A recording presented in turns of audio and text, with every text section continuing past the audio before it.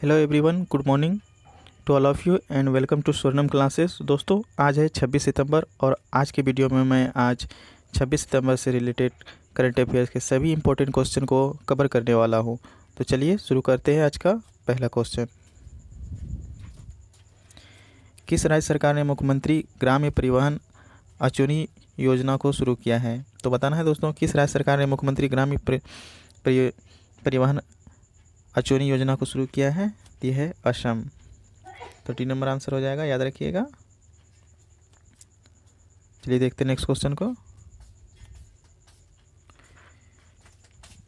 विश्व फार्मासिस्ट दिवस कब मनाया जाता है? तो बताना है दोस्तों, विश्व फार्मासिस्ट दिवस कब मनाया जाता है? तो ये 25 सितंबर को मनाया जाता है। तो इसका आंसर भी हो जाएगा, याद रखिएगा। इस दिवस को मनाने की घोषणा अंतर्राष्ट्रीय फार्मास्यूटिकल फेडरेशन FIP संगठन ने की थी दोस्तों। और विश्व फार्मासिस्ट दिवस 2020 का थीम जो है ट्रांसफॉर्मिंग ग्लोबल हेल्थ है। तो इन्हें भी याद रखिएगा। चलिए देखते हैं नेक्स्ट क्वेश्चन को। एसर इंडिया का ब्रांड एम्बेसडर कौन बने हैं? तो बताना है दोस्तों, हाल ही में एसर इंडिया के ब्रांड एम्बेसडर कौन बने हैं? तो सोनू सूद बने हैं। आंसर रेडी हो जाएगा। तो ये बताना है, ये एसर इंडिया जो है दोस्तों, एक क्या है? एसर इंडिया कंप्यूटर और कंप्यूटर का सामान बनाती है।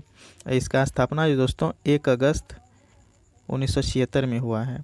तो इन्हें याद रखिएगा। और इनका मुख्यालय न्यू ताइपेई सिटी जो कि ताइवान में है। और इसका अध्यक्ष जो है दोस्तों जॉर्ज हुआंग है और CEO जैसन छन है। तो इन्हें भी याद रखिएगा। चलिए देखते हैं नेक्स्ट क्वेश्चन को।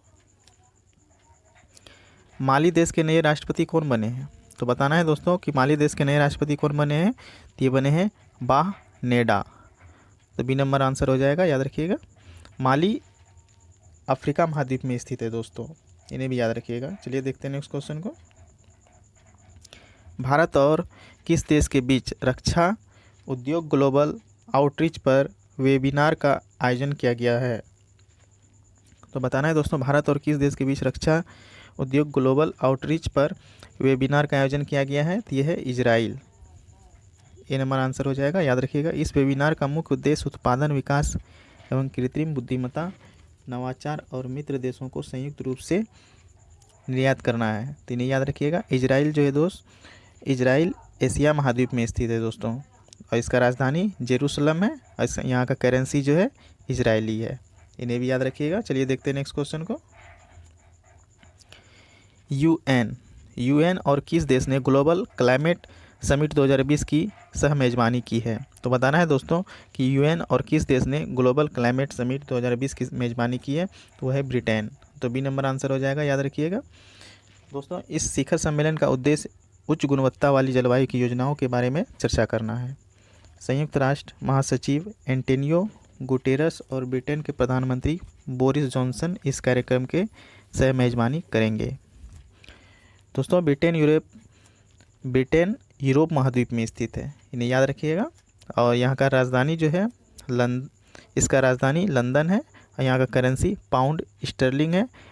और यहाँ का प्रधानमंत्री जो दोस्तों बोरिस जॉनसन है। तो इन्हें याद रखिएगा। चलिए देखते हैं नेक्स्ट क्वेश्चन को। क्रिकेटर डीन जोन्स का निधन हुआ, यह किस देश के रहने वाले थे? तो बताना है दोस्तों कि हाल ही में क्रिकेटर डीन जोन्स का निधन हुआ है, वो किस देश के रहने वाले थे? तो वो ऑस्ट्रेलिया के रहने वाले थे।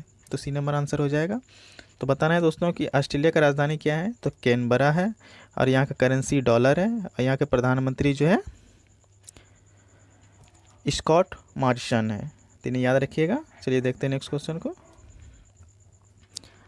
हाल ही में टाइम ने 100 सबसे बड़े प्रभावशाली लोगों की लिस्ट में किस भारतीय अभिनेता को शामिल किया है? तो बताना है दोस्तों कि हाल ही में टाइम ने 100 सबसे बड़े प्रभावशाली लोगों की लिस्ट में जो नाम दर्ज किया है वो किस अभिनेता का है? तो वो है आयुष्मान खुराना। तो सी नंबर आंसर हो जाएगा, याद रखिएगा।